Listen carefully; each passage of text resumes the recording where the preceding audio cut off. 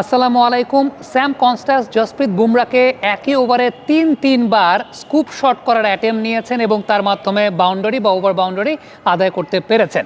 সবচেয়ে উল্লেখযোগ্য ব্যাপার হচ্ছে টেস্ট ম্যাচ ক্রিকেটে 4,484 বল পর জসপ্রীত বুমরা একটা ছক্কা কনসিড করলেন। ভাবতে পারেন 4,484 বল পর জসপ্রীত বুমরাকে ছক্কা মারলেন স্যাম কনস্ট্যান্স, যিনি এই টেস্ট ম্যাচের মাধ্যমে ডেবিউ করেছেন।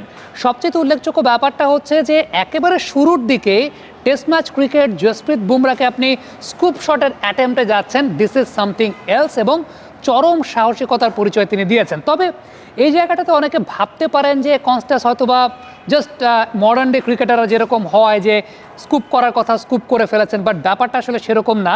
এটা পুরোপুরি একটা ট্যাকটিক্যাল গ্যাম্বলিং ছিল। ট্যাকটিক্যাল গ্যাম্বলিংটা কেন ছিল আমরা যদি একটু খেয়াল করে আপনাদেরকে দেখাই।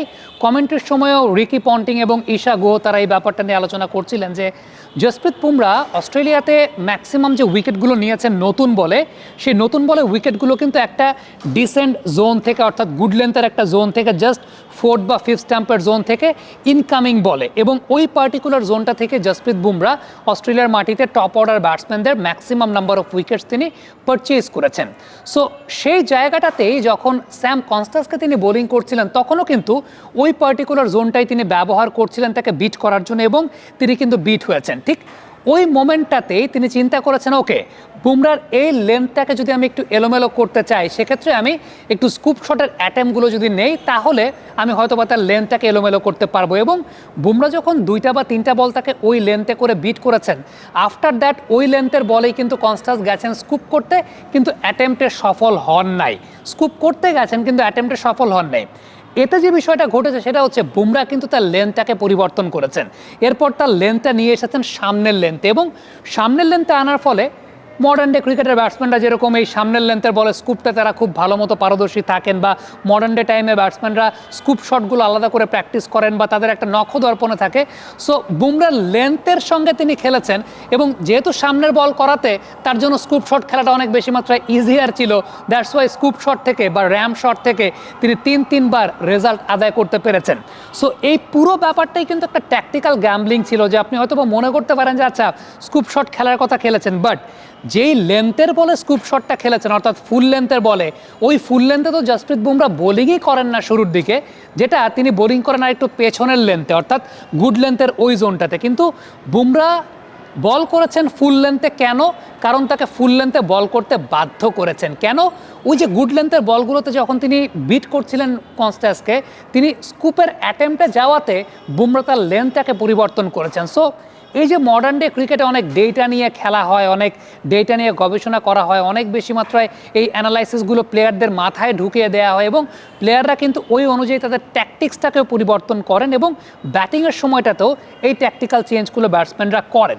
এবারে দেখেন এই পুরো বিষয়টা যে প্রি মেডিটেটেড, অর্থাৎ এই সময়টাতে বুমরা আপনাকে ফুল লেন্থেই বোলিং করবে আপনি ধরে নিয়েছেন, এবং আপনি প্রি মেডিটেটেড ওয়েতে আগে থেকে স্কুপ অ্যাটেম্পটে গেছেন, সেটা কিভাবে বুঝবেন? খেয়াল করে দেখবেন, প্রথম স্কুপ শটটা যদি আমরা একটু চিন্তা করে দেখি, বুমরা যে সময়টায় গ্যাদারের পরবর্তী পর্যায়ে যখন রিলিজের আগের স্টেপে আছেন, তখনই কিন্তু কনস্ট্যান্স তার স্কুপ শট খেলার অ্যাটেম্পটে চলে গেছেন।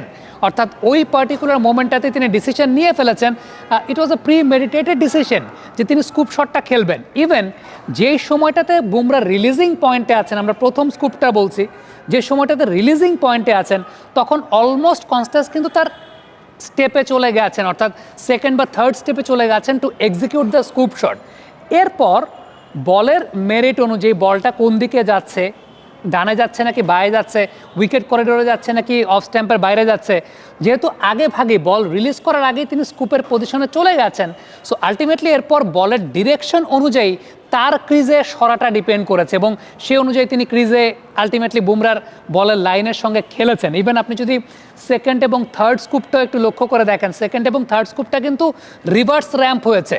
রিভার্স র্যাম্প করার সময়টা তিনি কেন পেয়েছেন? সময়টা এই কারণে পেয়েছেন কারণ ওই দুইটা ক্ষেত্রেও দেখবেন বোলার বল রিলিজ করার আগে, বুমরা বলটাকে রিলিজ করার আগেই তিনি কিন্তু স্কুপ অ্যাটেম্পটে গেছেন, যে কারণে পরবর্তী সময়ে বলের লাইন অনুযায়ী তিনি তার বডি ডিরেকশনটাকেও চেঞ্জ করতে পেরেছেন। সো এই যে ফ্র্যাকশন অফ আ সেকেন্ডের কাজটা, এটা কিন্তু টোটালটা এসেছে ট্যাকটিক্যাল গ্যাম্বলিং থেকে। ট্যাকটিক্যাল গ্যাম্বলিংটা কোন জায়গাটাতে, যেহেতু আগে প্রি মেডিটেটেড তিনি চলে গেছেন স্কুপ খেলতে, এবং তিনি আগে প্রি মেডিটেটেড যাওয়ার সাহসটা কেন করেছেন, কারণ হি নিউ যে তিনি বুমরার লেন্থটাকে ওলটপালট করে দিয়েছেন।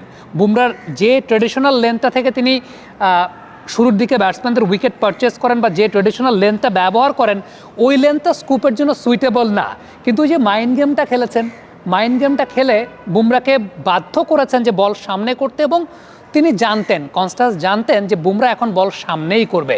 So this is the tactical gambling all about, এবং এটাই আসলে ট্যাকটিক্যাল ক্রিকেটটা বর্তমান সময় খুবই গুরুত্বপূর্ণ। যে হ্যাঁ, টেকনিক্যাল জায়গা থেকে একজন ব্যাটসম্যান তার শার্পনেসটা তো অর্জন করবেন, দক্ষতার জায়গাটা অর্জন করবেন, কিন্তু সেই সঙ্গে সঙ্গে ট্যাকটিক্যাল গ্যাম্বলিংটাও তিনি খেলবেন, যেটা খুব গুরুত্বপূর্ণ মডার্ন ডে ক্রিকেটে।